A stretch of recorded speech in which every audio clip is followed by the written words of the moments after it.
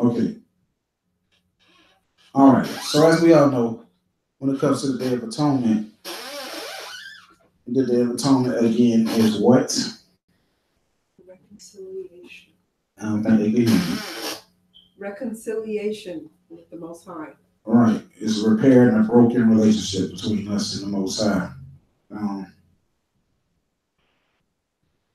So in this repairance of the relationship, it should tell you something. If you had to repair something, it was what? Broken. It was broken. Now, when you get something repaired, do you want to, let's say your car got an issue. You take it to a shop. The shop is supposed to repair what was broken. Do you then want to pick your car up after you had the repairs done to it, and 3 days later find out you got to get the same job fixed again? All right. So the Day of Atonement, we're repairing our relationship with the Most High. You think this is supposed to be a temporary fix? No, it's supposed to be forever. Similitude to, so the analogy I gave you is a similitude to what does that mean? In other words, the analogy that I just used, what am I similituding it to? Sin. No. Repenting. When you repent, you have to stop doing what you're doing. All right. Change the time. This is not supposed to be a temporary fix. We ain't fasting for a temporary fix. This fast and everything that we doing is for a permanent fix. All right. So you got to turn from your ways now. Now, the problem being, the reason why we're here now, the problem being is most of our people don't want this fix. You got people that's going to fast and then 2-3 months from now, they'll leave the truth. And when you find out why it's off, it's selfish or self-preserving reasons. Okay. I don't like this person. I don't like that person. I was tired of this. The lifestyle too controlling. Whatever the case may be. It's all self-serving reasons. It's never nothing to do with sin. I mean, like the people that say I left this school, I left these brothers because I didn't like this, I didn't like that. And there's never really anything about sin. Okay, I left because, it was just this going on and brothers was not repenting. They was refusing to repent. Or, you know what I'm saying? I'm just tired of the lifestyle and I want to do me. I want to have fun. All right. That's okay. Let's do it like this. Let's get Matthew 26 and start at verse 36. It's something that we got to remember, man. It's something that this truth is something that, like the lifestyle that we live in, it's old. We owe this lifestyle. Matthew 26, verse 36. Matthew chapter 26 and verse 36. Then cometh Jesus with them unto a place called Gethsemane, and said unto the disciples, Sit ye here while I go and pray yonder. And he took with him Peter and the 2 sons of Zebedee, and began to be sorrowful and very heavy. All right, so at this point in time, we know Christ's death was at hand. He was getting ready to be taken up. And says he became sorrowful. So everybody who knows what that means, this is where Christ began to break down. He started crying. Then said he unto them, My soul is exceeding sorrowful. So Christ was really sad. Christ was really like, you got to think about it. When you reach that point, you done held in all you could held in, and now you breaking down. That's what you reading here. Where Christ is, when he's breaking down, this is what you trying to tell your side. And you ever try to tell your side and you start crying, like you trying to tell it and you still crying as you talking. And sometimes you gotta stop talking, and then keep going. This is what you're reading here. Come on. even unto death. Tarry ye here and watch with me. And he went a little farther and fell on his face. Oh, Lord. And prayed, saying, O my Father, if it be possible, let this cup pass from me. What was Christ just asking? You don't want to do it. He didn't want to do it. He knew the death that was coming. He knew how bad and how this was going to be. He was going to suffer the worst death the earth would ever see. With the most pain. And Christ was crying. He was like, man, if there's any way, I don't want to do this. In other words, I want to go another way. The 40 days and the 40 nights was a fast because it was an order that was given, and he did not want to do it. A lot of people don't know that. He did not want to do what he was going to have to do. So now, did Christ go through with that? Did he go through with it even though he didn't want to? So who the hell are we then to say we're not going to go through with this truth because we don't want to? Read on. Let this cup pass from me. Say, let this cup pass from me. It's talking about if there's any way around going out the way that I'm going to have to go, please let this cup pass from me. I mean, I don't want to have to go through it. I don't want to drink of this cup. Come on. Nevertheless, not as I will, not as thou wilt. Not as I will, but as you will. So I mean, if there isn't, if this is your only way, this is your will, Father, I'm gonna go ahead and do it. Same thing with us. David told you in Psalms 48, we delight to do the will of our Father. Christ was sorrowful in his flesh and his own didn't want to go through what he was going to go through, but I delight in do your will if it's on the way. Same thing with us. We don't want to, you deny yourself. Why you deny yourself? For you to deny yourself means you deny something that you want. Keep it real. You don't really want to do this. You know what I'm saying? Now, let's keep it 1,000. You know what I'm saying? I didn't want to stop smoking weed, hanging, chilling. Right. But I'd rather do the will of my Father and get the reward. Right. Now it don't seem so burdensome to me, but think about coming from the world to the truth. Yeah. All right, come on. And he cometh unto the disciples, and findeth them asleep, and saith unto Peter, what, could ye not watch with me 1 hour? Watch and pray, that ye enter not into temptation. The spirit indeed is willing, but the flesh is weak. Right, you say, watch and pray that ye enter not into temptation. Why? Because the spirit indeed is willing. I mean, our spirit wants to do right, but the flesh, what? Is weak. But the flesh is weak. So everybody that's we should be praying, watching and praying that we enter not into temptation. Because us knowing this truth, we all want to do right. Our spirit want to do right. But our flesh is weak. And oftentimes that's why you see brothers fall. They haven't built their spirit beyond their flesh. Know that that's why you gotta deny yourself. All right. Read on. He went away again the second time and prayed, saying, O my Father, if this cup may not pass away from me, except I drink it, thy will be done. Thy will be done. So Christ was, you know, how about this? I done prayed, I'm telling you I don't want to do this, but if it's the only way I'll do it. Then I come back. Is there any way, any other way besides drinking this cup? All right, if that's your will, I gotta drink it. Come on. And he came and found them asleep again, for their eyes were heavy. And he left them and went away again and prayed the third time, saying the same words. So Christ went 3 times, along with the 40 days and the 40 nights. He went 3 times and prayed the same prayer, asking, is there any other way? I don't want to go through with this. I don't want to do this. But if it's your will, I do it. Yeah, put yourself in, like I told you, man, when we did the Matthew 26 breakdown, was heavy.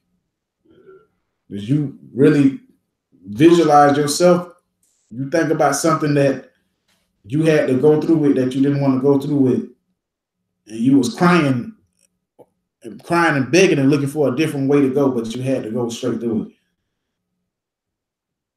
it. Or think about when something bad happened to you and you had to try to tell the story. And like, you know, some things you could talk about and the pain relives again as you're talking about it. All right. Then cometh he to his disciples and saith unto them, Sleep on now and take your rest. Behold, the hour is at hand, and the Son of Man is betrayed into the hands of sinners. Right. All right. So now I went there to show you Christ, a man being perfect, doing no wrong, was betrayed and put in death. We know he went on to suffer and get tortured and go take on the worst death ever recorded. But before he did that, he cried, and he begged, and he looked for asking, is there another alternate route? Because this was something that he didn't want to do. So now you got to look at yourself and see that it would be completely selfish and ungrateful for you to take this walk for anything less than completely serious. Because there was a man that died that didn't want to die, that didn't deserve to die for you. And you got people that will leave this truth because they simply tired of it. They couldn't endure it. They don't want to. They didn't endeavor to keep the unity together. They leave their brethren, they leave their sisters because I ain't like this. Just hurt my feelings. Is that y'all couldn't endeavor to keep the unity together? Christ didn't want to die, but he did. You couldn't do this too. You couldn't give your life to Christ after him giving his for you. Selfish son of a. Think about it. I can't give my life to Christ even though he gave his life for me. That's selfish. So now, Romans 12:1.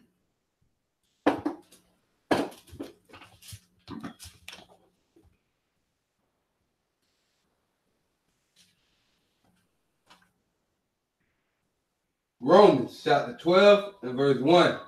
I beseech you, therefore, brethren, by the mercies of God, that ye present your bodies a living sacrifice, holy, acceptable unto God. So the Most High said, sacrifice yourselves. That's a part of, you know what sacrificing yourself is? That's a part of you denying yourself. That's a part of you sacrificing the things that you want to do or that you may not want to do, but you're doing it because you was told to sacrifice yourself. It's your reasonable service. That's the least you can do is serve the Most High with all thy heart, with all thy mind, and with all fear and subjection. That's the least you can do is bring glory to the Father. Serve to bring honor to the death of Christ. That's the least you can do. There's a man that paid for you with his life that did nothing. And to be honest, nobody deserved it. To this day, me knowing what I know, I still don't deserve the death that Christ took for me.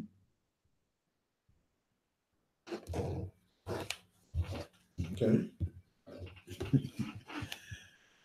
All right. So that's the reasonable service. I mean, that's the least you can do. Then you got people that won't leave sin alone. Okay. When you read in the scriptures, sacrificing yourself means you're going to reject sin because your reasonable service is to keep the commandments. That's the least you can do. So to fulfill this to the T, you're going to have to leave sin. You have to rule your spirit over temptations. Your reasonable service. Give me Proverbs 25:28. Proverbs chapter 25, verse 28.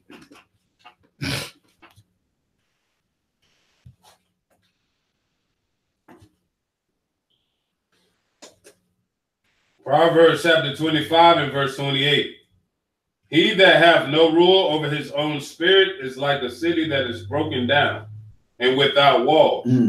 So it says, he that cannot rule his spirit is like a city that is broken down with no walls. You that have no rule over your spirit, you mean to tell me you can't rule you?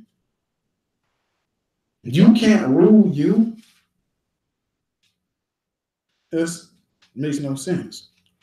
You can't control you. Why would it say that? Why am I saying that? Because remember the thought of temptations and sin. Who commits sin? You. Where do those sins come from? Where did the sin that we commit come from? It come from within you, right? Go to James 4:4 real quick. Let's prove that. So when you can't rule your spirit, you saying you can't control you, but where do these things come from? Those spirits that they dwell from within you. Come they not hence from you? James 4:4. James chapter 4 and verse 4. James chapter 4 and verse 4. Ye adulterers and adulteress, know ye not that the friendship of the world is enmity with God? Hold on. Yeah. 4 and 1. Check 1. All right. James chapter 4 and verse 1. From whence come wars and fighting among you? Come they not hence, even of your lust that war in your members? Right. So now, read that slow, so just in case they missed it. James chapter 4 and verse 1. From whence come wars? He says, from whence, meaning, from where come wars? And fighting. And fightings? Among you. Among you. From where come wars and fightings among you? Come on. Come they not hence. Come they not hence, meaning, do they not come from you? Even of your lust. Even of what? Your lust. Of your lust. That war in your members. That war in your members. So the scriptures is telling you straight. He says, so now, come they not from you? Do they not come from you? Do not the lust and the wars that you fight, do they not come from within you? Yeah. Absolutely. So again, you can't rule you. Go back to Proverbs 25 and 28. Proverbs chapter 25 and verse 28. He that hath no rule over his own spirit is like a city that is broken down and without walls. So when we read in James 4:1, it said, do these things not come from within you? Absolutely. So he that can't rule the spirit, you got to think about it. You can't rule your spirit. It's like, damn, you saying I can't control you. I can't stop smoking. Well, that comes from within you. So if I can't stop smoking, then who wants to smoke? I can't stop committing adultery. Well, who wants to commit adultery? Etc. You know what I'm saying? When you say I can't do something, who wants to? Person that's saying I can't. Right. Because you can't control you. So read that verse again. I'm gonna just give it to you plain now. He that hath no rule over his own spirit is like a city that is broken down. So he that can't rule over his own spirit is like a city that is broken down and without walls. And without walls. Now, when it says without walls, to make it plain, it's saying the walls is a line of defense. I mean, you have no defense. So when it says that you're like a city without walls, what can happen to it? I want y'all to give it to me plain. You get attacked. Give it to me plain. I got a house, but I ain't got no fence. Oh, get broken in. We got a house, but no. Right. There's nothing to protect it. I want y'all to get to me plain. That's easy access. Right. Like when you saying any and everything, what I'm trying to get you to say is anything can walk. Anybody can walk up in the yard. Anybody can walk in the house. You know what I'm saying? So when I say you like a city without walls, if there's no walls, anybody can just walk in. So now take that into your spirit. He that cannot rule his spirit is like a city without walls. What does that say? Any spirit can come in. You know what I'm saying? You got no defense. You can't control your spirit, then you know what? Adultery can walk right in the door and live in you. Death can walk in and just live in you. You got no type of defense. So once again, can you not rule you? That's what you got to ask yourself. Can I not rule me? Just that fast, the spirit of death. I be in the store, right? You be in the store. And you're like, damn, I don't really want to pay for this. And I can slide that thing in my pocket and just walk out. Nobody even know. Just that fast, the spirit of theft came from within you, telling you, hey man, just put it in your pocket. You can't rule you and say, nah, I ain't gonna take these people's stuff. I'm gonna pay for it if I need it. Well, you know what? I don't really need it. If you're not really willing to pay for it, you don't really need it that bad. Mm-hmm. So can you not rule you? It's easy to just put the shit down and keep going. I can't rule my spirit. I'm gonna steal it. You can't stop you from going land with that girl across the street. It's on you. Like, you can't stop you from walking across the street. Okay. But if you have no rule over your spirit, you can't control you. When somebody say I can't do something, or you find yourself, it's basically you just saying I can't control me. Well, then if you can't control you, who's controlling you then? Big devil. What did God tell Cain? Go to Genesis chapter 4. Genesis chapter 4, verse 6 and 7.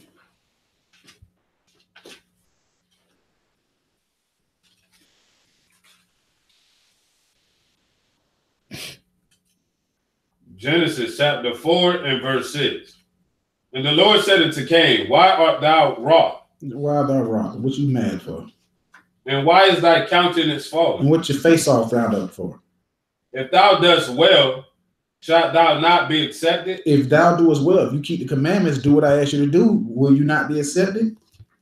And if thou dost not well, thou dost not well, sin lieth at the door. Sin gonna lie at the door. And unto thee shall be his desire. And unto thee shall be his desire. Who is the his? Satan. Satan. So if you don't do well, so keep this in mind. Somebody say they can't stop doing something. When somebody say they can't stop doing something, you can't control you, then who's controlling you? Satan. All right.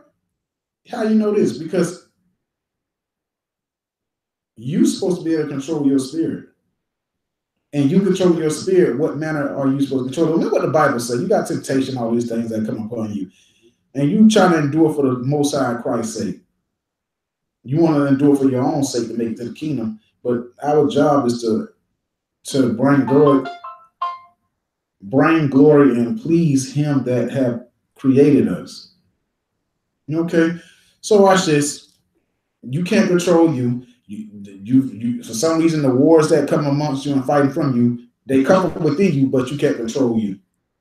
Sin is ruling you. Isn't that complete opposite of what Scripture say? Yeah. Romans 6:12. Let's see what the Scripture say.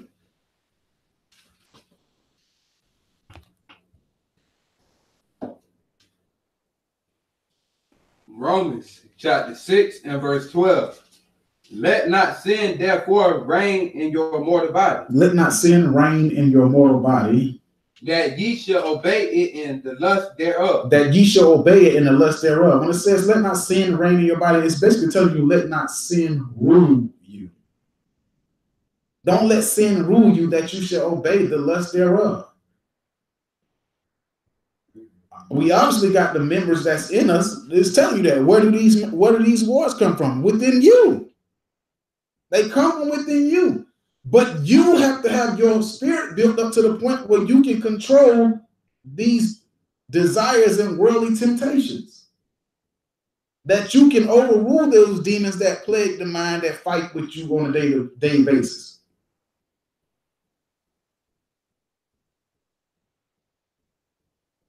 Let's go to you dead Lot. What you got over there? So you dead Lot. What you got over there? I was just reading down from 13.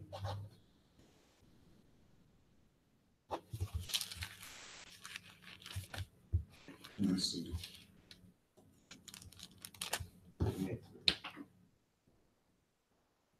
Go ahead. All right. Verse 13. Neither yield ye your members as instruments of unrighteousness unto sin, but yield yourself unto God, as those that are alive from the dead, and your members as instruments of righteousness unto God. 14. For sin shall not have dominion over you. For sin shall not have dominion over you. Sin shall not have power over you. Sin shall not have rule over you. All right. So once again,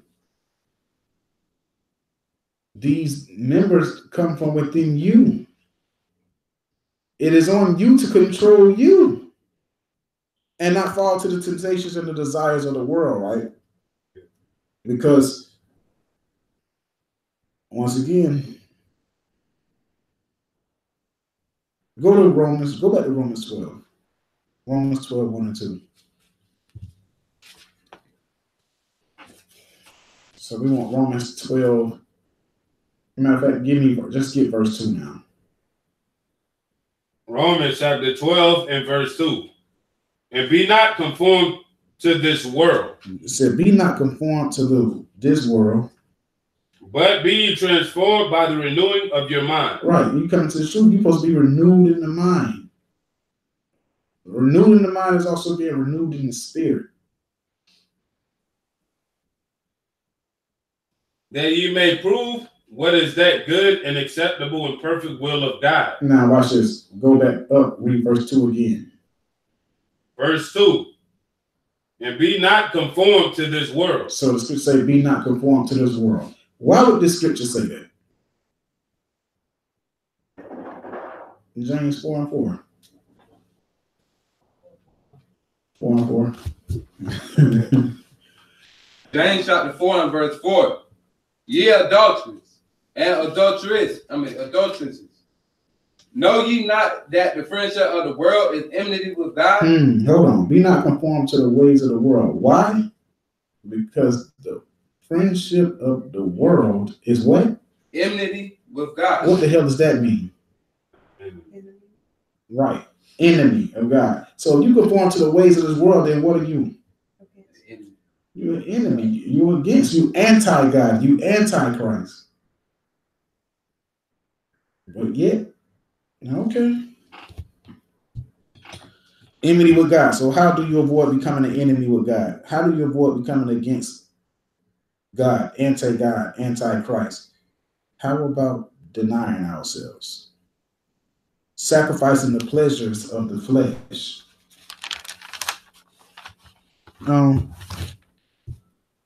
The same thing we did today. If you really look at it, what did you do today? What did you do today? Sacrifice and pleasure. Who? Okay. That's what I said. Oh, flipped. What did you say? Sacrifice and pleasures. Okay. What did you say, St. John? What do we do today?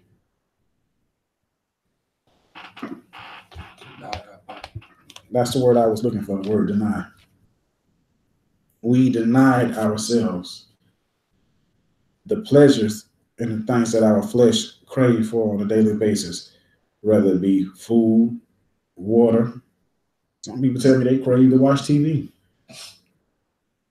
Now, Hey, man, you never know. Hell, somebody's favorite show maybe came on today and they decided, you know what, I ain't watching none of that. I'm gonna stick it out.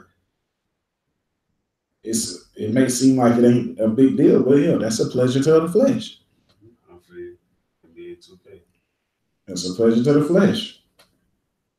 So today you denied yourself of all those things. You denied yourself of everything that you would do on a regular basis, things that you come to like and love to do. Denied yourselves food, water. You denied yourself these things. You've proven what to yourself? That you can do without. I'm dying what I'm looking for. You that what? That you can rule what?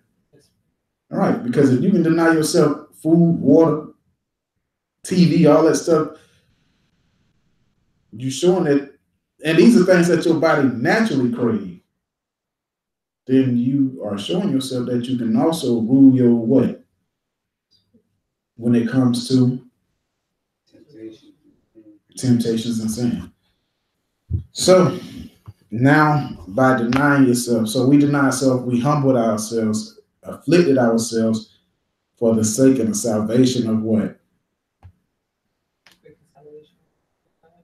To get what? Forgiveness. To get forgiveness. So now that you've done that, you sacrificed and afflicted yourself to get forgiveness. And the Most High said, okay, it's the Day of Atonement. I'm not a liar. I keep my words. Are you forgiven? What good is it if after all this fasting, you go right back and do the same things? You basically what? You starved yourself for nothing. That's what you just did. You just basically starved yourself. That's pretty it. Pretty much it.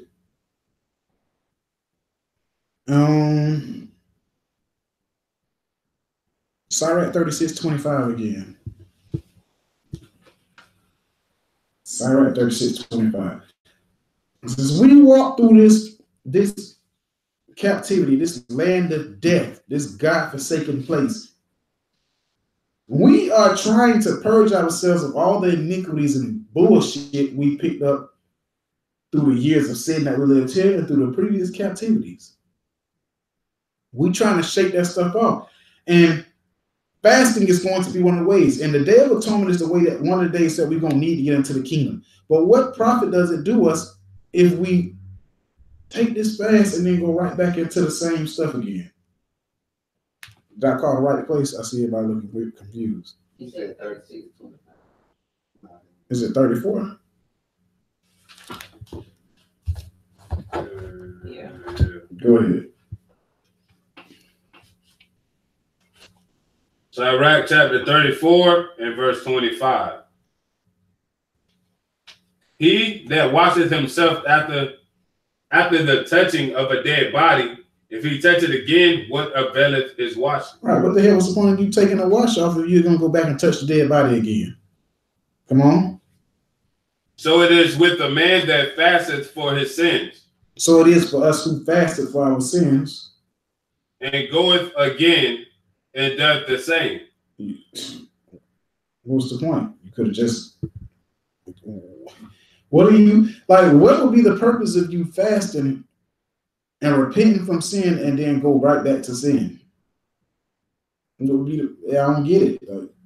It's almost Sunday church rhetoric. What would be the point of going there doing all that hollering, hooping, and shouting, and jucking, cooning, and all that foolishness, and then leaving the church and going to get pig feet?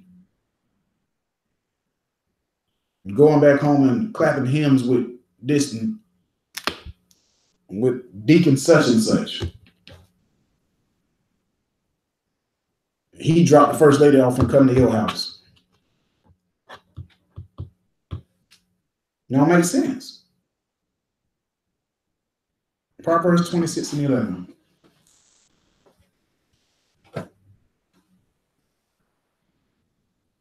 Proverbs 26 and 11.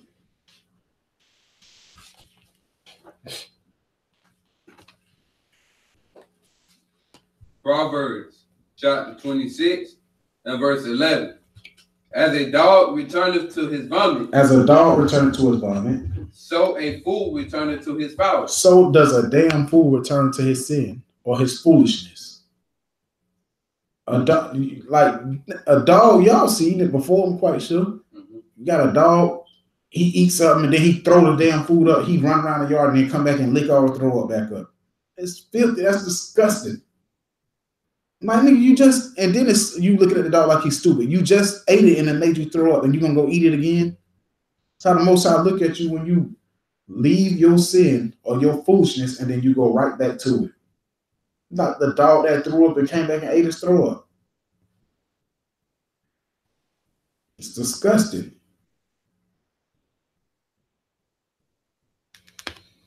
So now, you fasted.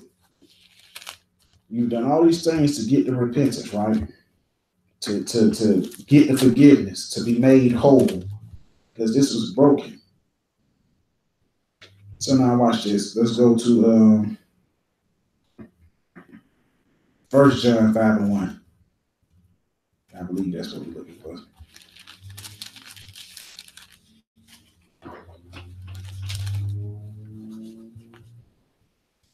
No, that ain't what I'm looking for. Where is it at?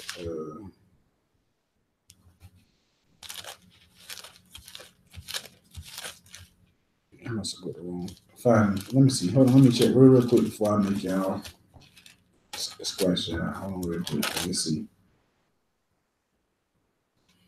Let me check St. John 5.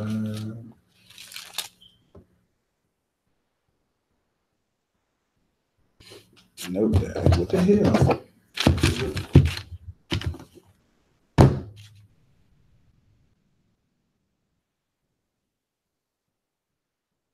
Oh my, St. John chapter 5.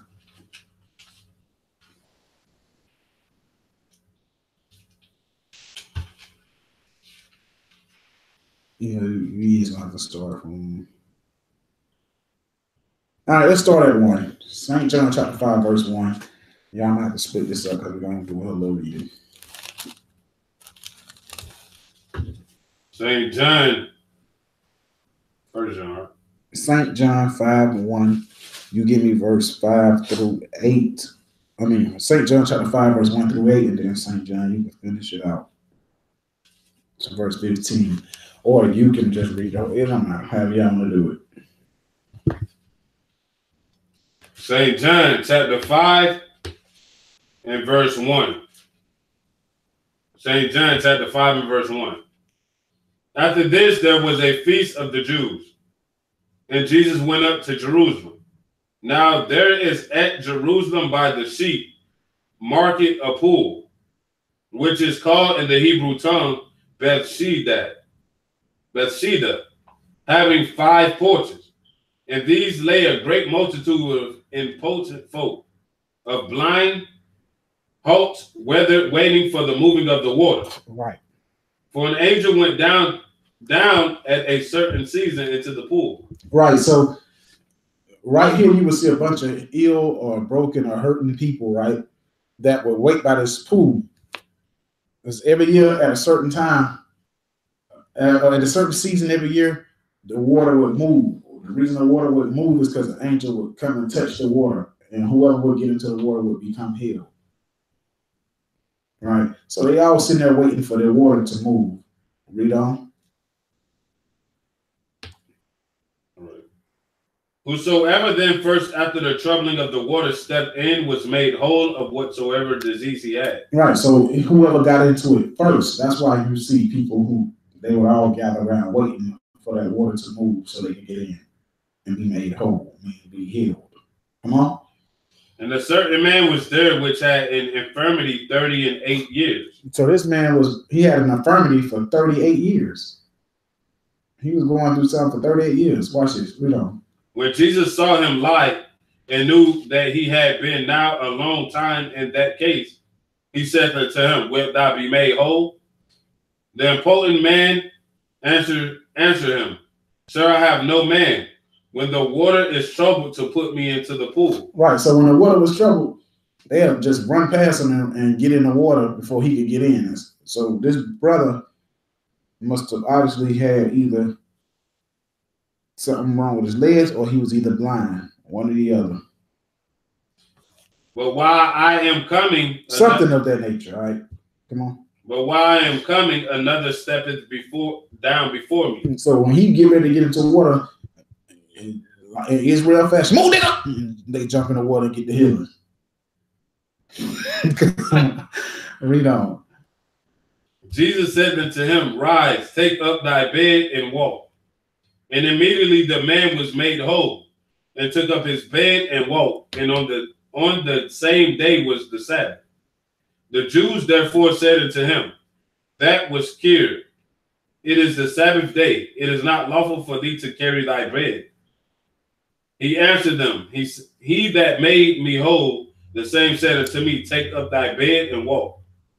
Then asked they him, What man is that which said unto thee, Take up thy bed and walk? And he that was healed wist not who it was, for Jesus had conveyed himself away, a multitude being in that place. Afterward Jesus findeth him in the temple and said unto him, Behold, thou art made whole, sin no more, lest a worse thing come unto thee. Right. So the whole point of why we're here is to get to the point where this man was made whole, and Christ told him what at the end? Sin no more, lest a worse thing come unto thee. Whatever condition you think you went through, whatever you think you done fixed, the Bible's telling you, today you made clean, you made whole again. Sin no more, at least a worse thing come up to you. You may have a situation this year. We've all like, it's staying in your mind now. You haven't had times this year we're like, damn, this almost happened. No, you know what I'm saying? Let's put it. I'll take an example. I go back to the brother. He fell asleep driving and barely missed somebody's car. Most High said you should, okay. Sin no. Now let's say that's the Most High saving you in that position, right? So sin no more, at least a greater thing coming to you. Next time, instead of it being you catching yourself, it be somebody running to back you. Or the brother that was riding by when the shootout happened. Okay. Sin no more, at least a greater thing coming to you. Next time, you may not be so fortunate to just drive by. Maybe a straight bullet catch you. Whatever the case may be, whatever terrible things that could have happened to you, sin no more. At least something worse happened. And this time you don't be so fortunate where you're not covered. Or you could just say, you know what, the Most High say, I ain't giving you a chance to clean your slate. I'm going to kill you this year. We all got to be careful of that. The Most High showed a lot of mercy upon us. So, just as Christ sacrificed himself, and it wasn't exactly something that he wanted to do, likewise with us. We ought to sacrifice ourselves, even if it's not necessarily something that you might want to do. All right. And I say it because we're keeping God's commandments. And Romans 12:1 said, us to sacrifice ourselves is our what?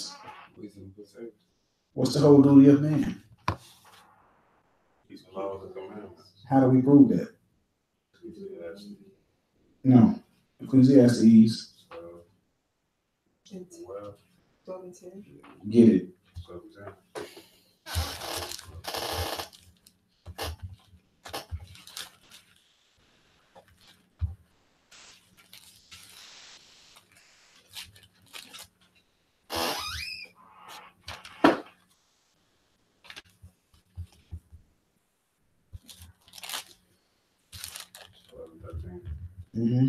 Ecclesiastes chapter 12 and verse 13.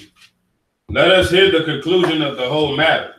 Fear God and keep his commandments, for this is the whole duty of man. Right. So Ecclesiastes 12 and 13 said what again? Let us hear the conclusion of the whole matter. Hear the conclusion of the whole matter. Now, this is King Solomon, right? Now, for those who don't know, King Solomon repented.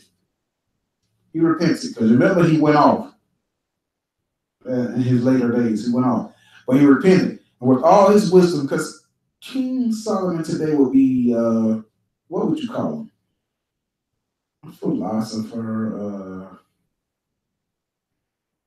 Man who dealt with many books. What's the word for somebody that they just think about everything? They want to know everything. It's just like, you know, he's a king. He got time on his hand, and he's so wise. He was a philosopher. Right, he was a philosopher.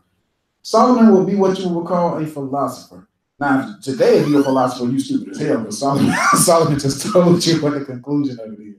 But he was a philosopher. He just thought about it. Like, imagine having the wealth that he had, the wisdom that he had, and the time that he had. And he just thought about all these things. And he dabbled in a lot of things that, because he had the time to do it and the wisdom to do it. He just, you know what I'm saying? He just wanted about everything. Like, think about the thought of that. Who would sit here and think like, damn, how much does fire weigh? Like you just like think about it. So Solomon thought about all that stuff, and it dabbled in a lot of things, and at the end of all of it, what did he say? Let us hear the conclusion of the whole matter. So out of all that foolishness and everything that I knew, some people want to know stuff that's beyond understanding. He said, I knew these things. And the whole conclusion of everything that I've dabbled with, this is why you know that every religion don't mean nothing. This is how you know that. This verse here lets you know that everything that you could think of outside of what he's going to tell you don't matter. Because he said, hear the conclusion of the whole matter. Now, this is the wise man. He thought about everything you could think of and beyond. He said, what? Hear the conclusion of the whole matter. Fear God. Fear God. And keep his commandments. Come on. But this is the whole duty of man. The only reason you are here to keep the commandments of God. The only reason you are here is to keep the commandments of God. Anybody still trying to be a philosopher and think about it, you're crazy as hell. Solomon just told you straight. The whole reason you're here, the only reason you're here. Out of everything I done dabbled with, guess what? I've come to the conclusion that the only thing matters is to keep the commandments and fear God.